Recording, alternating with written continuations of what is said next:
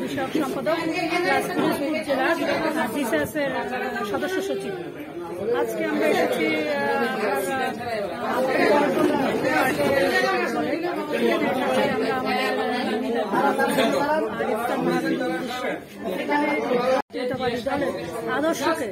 আদর্শকে বহন করে নিয়ে আমরা সামনে এগিয়ে যেতে চাই এবং বাংলাদেশ জাতীয়তাবাদী দলকে শক্তিশালী সংগঠন হিসেবে একটা শক্তিশালী করার জন্য আমরা পরিবার সবসময় হচ্ছে আমরা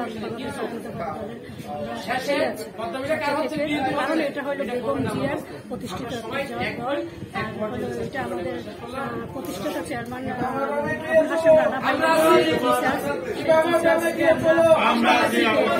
জন্য আমরা আমাদের যা কিছু করা দরকার আমরা সবাই মিলে একসাথে ইনশাআল্লাহ।